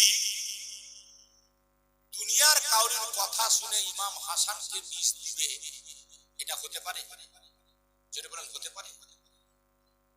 আপনারা জানেন একটি রিওয়ায়াতে পাওয়া যায় ইমাম হাসান যতদিন কুফাতে ছিলেন, কুফার বড় বড় ঘরের সুন্দরী মেয়েরা আর সুন্দরী মেয়ের বাপেরা সবাই এসে নিজের মেয়েকে অফার করত ইমাম হাসানকে যে হুজুর আপনি একদিনের জন্য হোক, 1 ঘন্টার জন্য হোক আমার মেয়েকে বিয়ে করুন। ইমাম হাসান না করতেন। হযরত আলীকে এসে লোক বুঝাতো, আপনার ছেলেকে বলুন না হুজুর 1 ঘন্টার জন্য আমার মেয়েকে বিয়ে করবে, 1 দিনের জন্য আমার মেয়েকে বিয়ে করবে, 2 দিনের জন্য আমার মেয়েকে বিয়ে করবে, তারপর তালাক দিয়ে দিবে। দয়া করে বলেন না হুজুর আপনার ছেলেকে রাজি করেন না হুজুর। কেন করত? তো নবী পাকের একটা হাদিস আছে, নবী পাক বলছেন, আল্লাহর নবী এক হাদিসে বলছেন, কুল্লু সাবাবিন ওয়া নাসাবিন ইয়ানকাতিবু ইয়াউমাল কিয়ামা, প্রত্যেকের হাসাব, প্রত্যেকের নাসাব, খানদানি রিশতা কিয়ামতের দিন বিচ্ছিন্ন হয়ে যাবে। কাউরির রিশতা কাজ দিবে না ইল্লা হাসাবি নাসাবি ওয়া শাহরি। নবী পাকের হাদিস, নবী বলছেন কিয়ামতের দিন কাউরির শ্বশুর বাড়ির সম্পর্ক কাজ দিবে না, শালা বাড়ির সম্পর্ক কাজ দিবে না। তবে আমার খানদানের সাথে যাদের শ্বশুর বাড়ির রিশতা হয়ে যাবে, বিয়ে শাদীর রিশতা হয়ে যাবে, একমাত্র এই রিশতাটাই কাজ দিবে কিয়ামতে। বলুন সুবহানাল্লাহ। কথাটা বুঝতে পেরেছেন? নবী পাকের এই হাদিসের উপরে ডিবেট করে নবীর খানদানের সঙ্গে সম্পর্ক গড়ার জন্য অসংখ্য মানুষ মেয়ে অফার করত বিয়ে করার জন্য।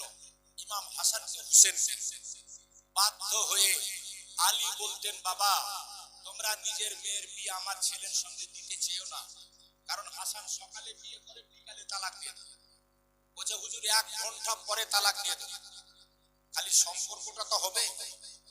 আমরা বলতে তো পারবো কিয়ামতের মাঠে যে ইমাম হাসান আমার জামাই ছিল। সুবহানাল্লাহ। দেখছেন ব্যাপারটা?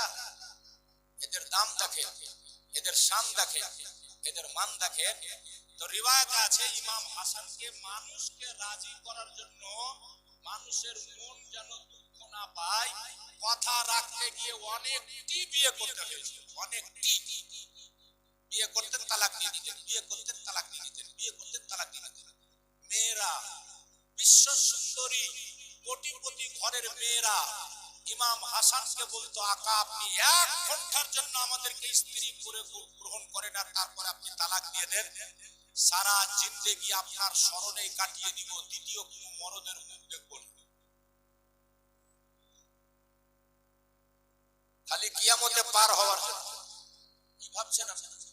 তাহলে ওই মেয়েটা ইমাম হাসানকে বিষ দিতে পারে, এটা মাথায় আসছে বলে?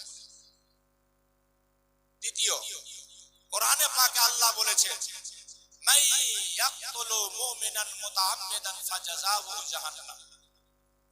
ইচ্ছাকৃতভাবে যে কোনো মুমিনকে মারে তার ঠিকানা হলো জাহান্নাম।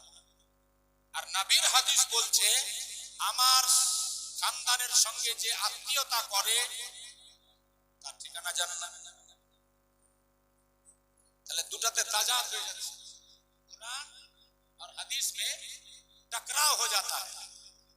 इसीलिए ये कहना गलत है कि इमाम हसन को 20 उनकी बीवी ने दिया था। नहीं, ये दिए ছিল, শুনেন ইমাম হাসান কার নাম বলেছে ওটা শুনে। ইমাম হাসান স্বয়ং যাকে বিষ দেওয়া হয়েছে ও যদি কাহরির নাম বলে তো ওটা ঠিক হবে কিনা? জোরে বলেন, ঠিক হবে কিনা? আর ইমাম হাসান যদি কাহরির নাম না বলে তাহলে আমার আপনার অধিকার কোথা থেকে এলো যে আমরা কাহরির নাম বলবো? ইমাম হাসানকে যখন বিষ দেওয়া হলো, উযু করার পর যখন উনি পানিটা, বেঁচে যাওয়া পানিটা দাঁড়িয়ে পান করলেন, এই পানি পান করতে নেই বাবা, যে দিক দিয়ে পানি যায় সেই দিক দিয়ে যেহেতু হীরক চূর্ণ মিক্স করা ছিল, কলিজা, নাড়ি, ভুঁড়ি সব কেটে কেটে নেমে যেতে লাগে। ফলে বারবার পায়খানা, পাতলা পায়খানা শুরু হয়ে গেল, সাথে সাথে ভূমিটি, বমি। বোনকে ডাক দিলেন, জাইনাব, ও জাইনাব। মা জাইনাব তাড়াহুড়ো করে সেই ভোরবেলায় ঠকচকিয়ে উঠে আসলেন। হ্যাঁ ভাই, আবার কিছু হয়েছে? বলে দেখ, আমার অবস্থা খুব শোচনীয়। মা জাইনাব ভাইয়ের মুখে বর্তন লাগালেন, থালা লাগালেন, মনে করেন সেলেফি লাগালেন, বারবার বমি হচ্ছে বলে বালতি লাগালেন। মা জাইনাব দেখার পর আর সহ্য করতে পারে না, কলেজাটা ফেটে যায়। মা জাইনাব দেখছে কি ইমাম হাসান যখন বমি করছে, বমির সঙ্গে শুধু খাবার আর পানি না, ইমাম হাসানের কলজা পর্যন্ত কেটে কেটে বেরিয়ে যাচ্ছে। মা জাইনাব বললেন, আমার ভাইজান, আমার নবীর জানের জান, যাকে আমার নবী বলেছেন এরা আমার প্রাণ, এরা আমার দেহের টুকরা। হাসান ওয়াল হোসেন মিন্নি ওয়া আনা মিনহুমা। নবী বলেন, হাসান হোসেন আমার দেহের টুকরা, আমি তাদের দেহের টুকরা। আমার নবীর জানের জানকে এমন করে কে কষ্ট দিল? ভাই, কে বিস্মিসাল। দৌড়িয়ে গিয়ে কলসি দেখছে, পানির কলসির মুখ বাঁধাই আছে, কেউ তো কিরাম করলে তো বুঝা যেত। পরে তদন্ত করে দেখা হলো শহরে হলাল হীরক চূর্ণ মিশিয়ে দেওয়া হয়েছে পানিতে। ইমাম হাসান বলছেন, বহিন রে, দেরি করিস না, আমার ছোট্ট ভাই হুসেনকে ডেকে দে। আমি দুটা কথা বলবো, সময় বেশি। ইমাম হুসেনকে ডাকা হলো। ইমাম হুসেন দৌড়িয়ে এসে ইমাম হাসানের মাথাতে হাত রাখলো। ইমাম হাসান বিছনার উপরে শুধু যেন ছটফট ছটফট করছেন। ভাইজান, তোমাকে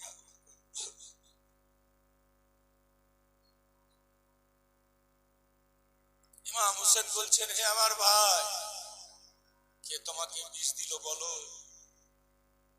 হাত দুটা ধরে ইমাম হোসেনকে হাসান বোঝাচ্ছে, হোসেন তুমি শুনে কি করবে? যে বিষ দিয়েছে, যে বিষ দিয়েছে, আমি যাকে সন্দেহ করি না, যদি সে হয়, যদি সে হয়, আমি যাকে সন্দেহ করি যদি সেই হয়, তো জানো আমি তার বিচার আল্লাহর হাতে ছেড়ে দিলাম, আল্লাহ তার বিচার করবে।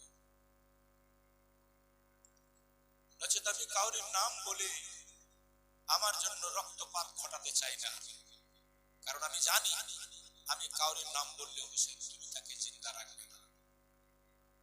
হোসেন বলছে, হ্যাঁ ভাই, তোমাকে যে এরকম করে বিষ দিয়েছি, আমি আর তুমি নবীর বাগানের দুটা ফুল ছিলাম, আমার চোখের সামনে একটি ফুলকে ভেঙে দেওয়া হলো। আমার ভাইকে যে কষ্টটা দিয়েছে, আমি যদি তার নাম জানতে পারি, তাকে জিন্দা আমি রাখবো না। আমি জীবিত থাকতে থাকতে কোন কিতাবে লেখা নেই যে হুসেন কাউরির কাছে ভাইয়ের বদলা নিয়েছিল, কাউরির কাছে লেখনি। ইমাম হাসান যখন কাউরির নাম বলেননি, আল্লাহ সঁপে দিয়েছে, তাহলে কোন ঐতিহাসিকের এটা অধিকার নেই যে সে নাম নিয়ে বদনাম করবেন তেনার পাক পবিত্র বিবিকে। বেরাদার বন্ধুগণ, ভাইরা আমার, যাই হোক, ইমাম হোসেন তখন ইমাম হাসানের দিকে চেয়ে আছে, ইমাম হাসান হোসেনের দিকে চেয়ে আছে, আর শুধু হাসান এই কথাটাই বলছে, ভাই আমার মনের বড় আশা ছিল, বড় ইচ্ছা ছিল, বাল্যকাল থেকে শুনেছি তোমাকে যেতে হবে কারবালায়। আমি ভাবতাম সেই দিন যদি আমি বেঁচে থাকি, তো আমার ভাইয়ের পক্ষ থেকে আমিও কারবালায় যাব, আর কারবালায় দুশমনদের সঙ্গে আমিও লড়ব। আমার আর যাওয়া হলো না, তোমার আগেই আমি দুনিয়া ছেড়ে দিলাম। আমার জীবনের পরীক্ষা শেষ, এরপর তোমার পরীক্ষা চালু হবে। ভাইরে, আমি রেখে গেলাম আমার ছেলেগুলো, তুমি তাদেরকে দেখবে, আর বিশেষ করে আমার বড় ছেলে কাসিম যদি বেঁচে থাকে, সে যদি কারবালায় যায়, তোমার ছেলেদের আগে আমার ছেলেকে কারবালায় পাঠিয়ে দেবে।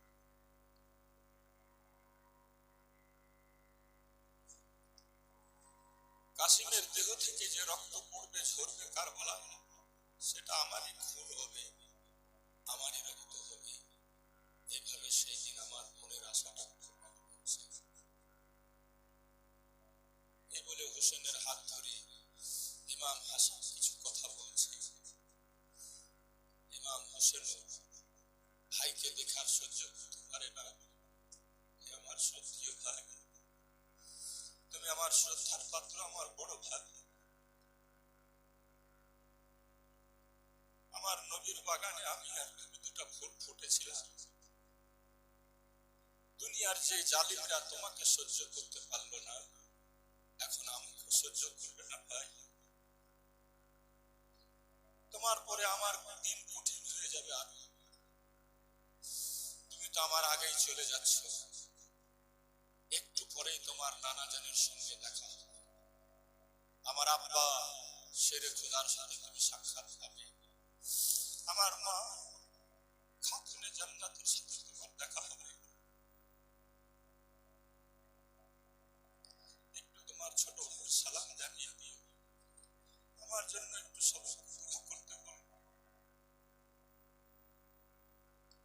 আমি যেন বাকি জীবনটা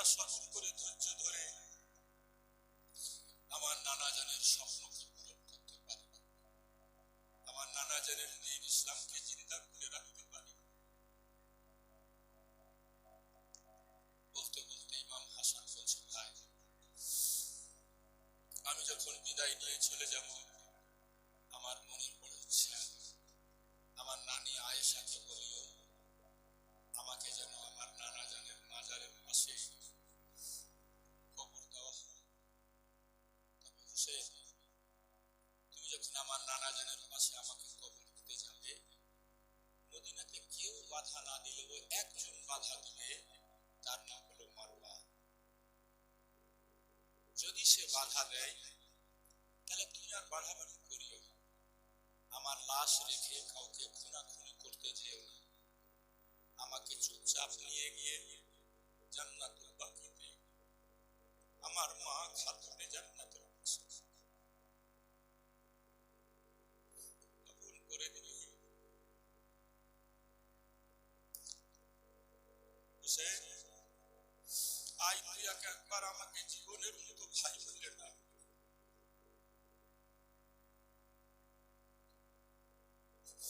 আমি তোকে একবার ভাই বলে ডাকছি,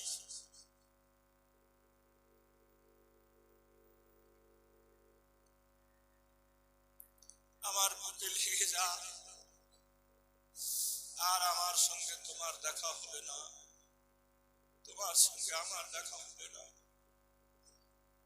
এই বিশাল পৃথিবীতে আমাদেরকে মানুষ সহ্য করতে পারলো না। আমি বিদায় নিয়ে যাচ্ছি ভাই, খোদা হাফেজ। আল্লাহ তোমার মঙ্গল করুক, আল্লাহ তোমার ভালাই করুক। ইমাম হোসেনের ভাই লিখেছে, ভাই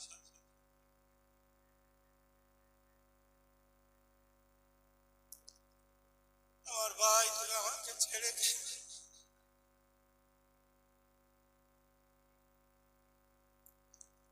হাসান বললেন আখেরি বিদায়, আমি গেলাম ভাই, তুমি থাকলে ভাজাল মারা আল্লাহ তোমার হেফাজত করো, বাল বাচ্চার হেফাজত করো, খোদা হাফেজ। বিদায় নিলেন।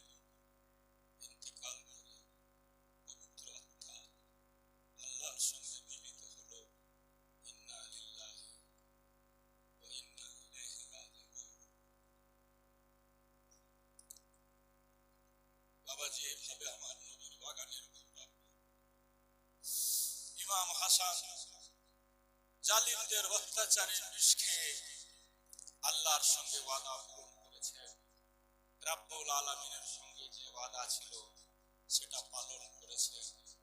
এখন শুরু হবে ইমাম হোসেনের ওয়াদা। ইমাম হোসেন সৈয়দ শুহদা, আমার নবীর জানের জান, আমার নবীর কলেজার টুকরা, যাদেরকে একটু কষ্টে দেখে আমার নবী সহ্য করতে পারত না।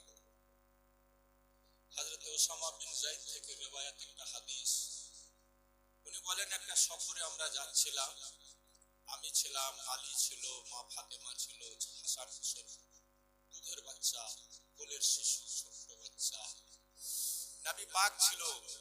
সে সফরে প্রখর রৌদ্র, কারোর কাছে দানা নেই, পানি নেই। ইমাম হাসান হোসেন পিপাসার জ্বালায় কাঁদতে লাগলো। তো কান্নার আওয়াজ শুনতে নেই। আমার নবী বলছে, ফাতেমা কেন আমার ভাইরা কাঁদছে মা? মা ফাতেমা বলছে, আব্বা পানি নেই, পানি শেষ হয়ে গেছে, এই জন্য পিপাসায় আমার দুই ছেলে কাঁদছে। তো হযরত ওসামা বিন যায়েদ বলেন, আমার নবী তখন বললেন, কই মা দাও তো, হাসানকে আমার কোলে দাও। ইমাম হাসানকে নবী নিলেন, নিয়ে বুকে লাগালেন। বুকে লাগিয়ে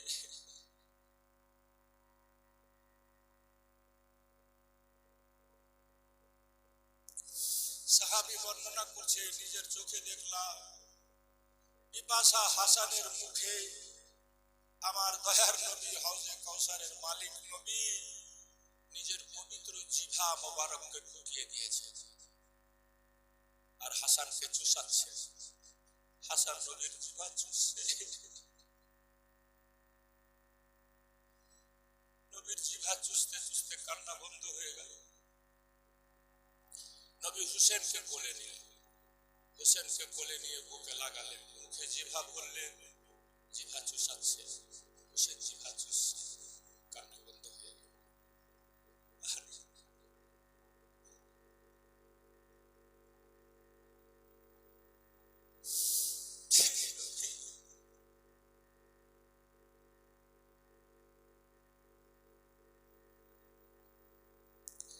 যে নবী নিজের পবিত্র জিভা চুষিয়ে দুই ভাইয়ের পিপাসা মিটিয়েছিলেন, এই দুনিয়ার জালিমরা সেই মুখে বিষ দিয়েছে আর একজনকে 3 দিন পিয়াসা রাখবে, ফুরাতের এক ফোঁটা পানি সে মুখে যেতে দিবে না। আমার মনে হয়, অনেক সময় মনে হয়, এই জন্য আমার আকা বলা মুস্তফা ছোট্ট কালে হুসেনের পিপাসা মিটিয়েছিলেন। যে হুসেন, আজ তুমি কাঁদছো ভাই, তুমি শিশু, পানির জন্য কান্না করছো, আমি তোমাকে কাঁদতে দিলাম না, আমি তোমার চোখের পানি মুছে দিলাম, আমি তোমার পিপাসা মিটিয়ে দিলাম, আমি নিজের জিভা দিয়ে তোমার পিপাসা নিবারণ করলাম, পিপাসাকে বন্ধ করে দিলাম, পিপাসা মিটিয়ে দিলাম। হুসেন, যেদিন আমার রেখে যাওয়া ইসলামকে কেউ কমজোর করবে, হুসেন, যেদিন আমার ইসলাম কমজোর হবে, দুর্বল হবে, সেই দিন তোমাকে বাঁচাতে হবে। হুসেন, সেই দিন যদি তুমি পিপাসা থাকো, তোমাকে সহ্য করে নিতে হবে, কিন্তু ইসলামকে পিপাসা রাখিও না, ইসলামকে তোমার রক্ত পান করিয়ে দিয়ে জিন্দা করে দিও। তাই তো যেন হুসেন বলেছিলেন, শোনো না না যা, দেখো না না যা, তোমার হুসেন কাটিয়েছে রোদান, দিয়েছে জান বাঁচাতে ইসলামের ঈমান। বলুন ইয়া হুসেন। কোচি শিশু মোরা সুগার, বড়ই পিয়াসা ছিল। কারবালার ময়দানে ইমাম হুসেন নানা জানকে শুনিয়েছিলেন, কোচি শিশু মোরা সুগার, বড়ই পিয়াসা ছিল, শত মিনতি করে তারে পানি নাহি দিল, হিচকিতে খুদ তুলিয়া, হিচকিতে খুদ তুলিয়া, চলে গেল যে কুচি প্রাণ। শোনো না না যান, দেখো না না যান, তোমার হুসেন কাটিয়েছে রোদান, দিয়েছে জান বাঁচাতে ইসলামের রোশান। বাবাজি ভাই, চলে গেলেন ইমাম হাসান, এখন হযরত ইমাম হোসেনের পালা। শুরু হবে পরীক্ষা, ইনশাআল্লাহ শুনবেন কালকে হায়াত বাকি থাকলে, মোলাকাত বাকি। এখন আমিরে মুয়াবিয়া বহল তবিয়তে রাজত্ব করছেন, তবে 60 হিজরি আস্তে আস্তে তিনিও দুনিয়া ছেড়ে দিবেন, প্যারালাইসিস হয়ে যাবে, লাকওয়া, এই বিমারিতে তিনার ইন্তেকাল হবে, আর তিনি নিজের ছেলে ইয়াজিদকে খেলাফত সঁপে দিবেন। এইখান থেকে শুরু হবে আবার আলাদা রকম রূপ, আলাদা রকম রেখা। সংক্ষেপে ইনশাআল্লাহ শুনিয়ে তারপরে আমরা পৌঁছে যাবো কারবালা। এর জন্য আমি অনেক ইতিহাসকে কেটে ছেটে আপনাদের মেন কথাগুলো শুনিয়ে আশা করছি বুঝতে বুঝতে আপনাদের অসুবিধা হয়নি, তবে বসে থাকেন, কয়েকটা গজলের জন্য ছেলেরা আবেদন করেছে, ইনশাআল্লাহ শুনে শোনান।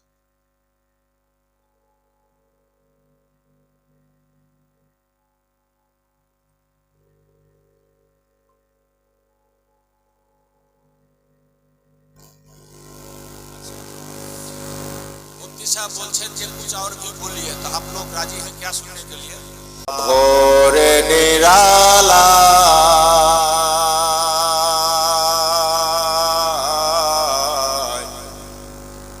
শান্তি কেন নাই রে দুনিয়া, ভাভোরে নিরালা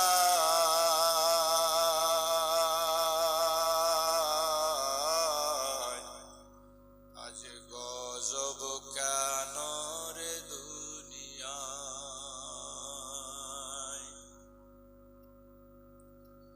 টিভির বাজার গরম হলো, ছেলে মেয়ে সবাই যায়, নামাজ রোজার ধার ধারে না, নামাজ রোজার ধার ধারে না, সুদের পয়সায় মাল বাড়ায়। আর আজকাল তো এমন পদ্ধতি করে নিয়েছে বাবা, ঘরে ঘরে সুদ আর হারাম। কি করে আমরা আজ খাবো তার ব্যবস্থা কিন্তু সরকারি ভাবে হয়ে গেছে। ঠিক হাজির বউ নামাজি, হাজির বউ নামাজি, কিন্তু চাকরি করে অঙ্গনারীতে, মুসরি ডেল চুরি করে রোজ হাজিকে খিলেছে।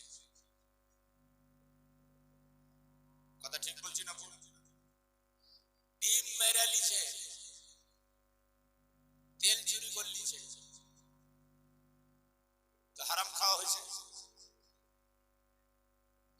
আরো বিভিন্ন রূপে আমাদের বাড়িতে কেমন করে সুদ আর হারাম ঢুকবে, এগুলার সরকারি খুব ব্যবস্থা চলছে, আর ওতে সব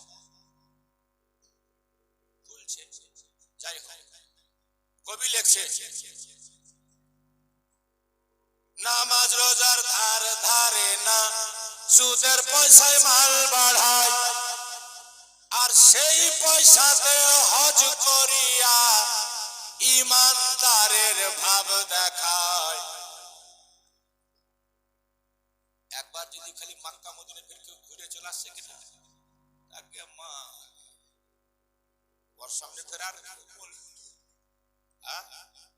নামাজ পড়ে বের হয়েছে, একটা হাজি সাহেব হজ করে এসছে, তো একটা লোক জিজ্ঞেস করছে, আসসালামু আলাইকুম। ওয়ালাইকুম সালাম, আপনার নাম? তো বলছে আমার নাম হাজি আব্দুল করিম। আচ্ছা, লোকটা বলছে যে তুই হাজি হজ করেছিস, ঠিক আছে, কিন্তু তুই কেন কহবি আল হাজ, একবারে তুই কেন কহবি, তুই হাজি আব্দুল করিম?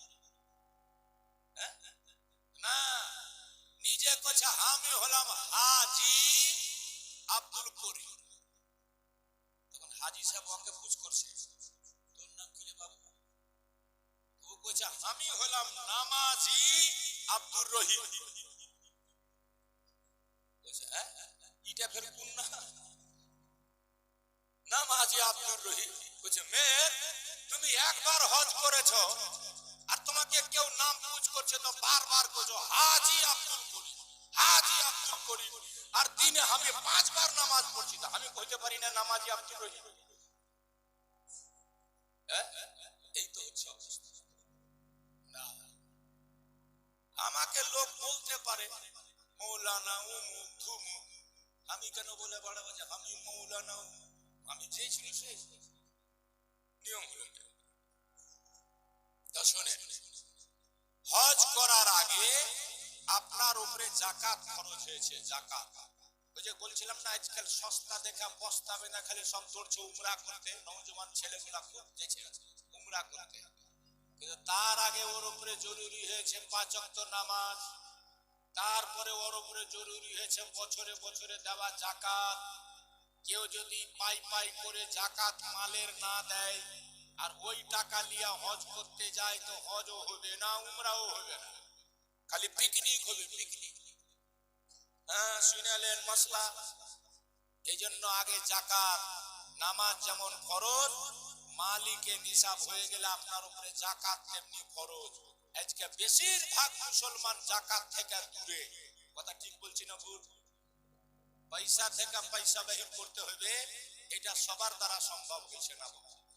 পাক্কা ইমানদার না হলে পারবে না। 1,25,000 টাকা দিবে তো কোমর ভেঙে গেছে। বছরে একবার দিয়ে দিলে আপনার সবটি টাকা পাক হয়ে গেল। এটা করলে না, ওই টাকা নিয়ে হজ করতে গেল, হজ হবে না। শুনালেন? হ্যাঁ, তো কোছে নামাজ রোজার ধার ধারে না, সুদের পয়সা মাল বাড়ায়, আর সেই পয়সাতে হজ করিয়া ইমানদারের ভাব দেখায়। ভাবরে নিরালায়,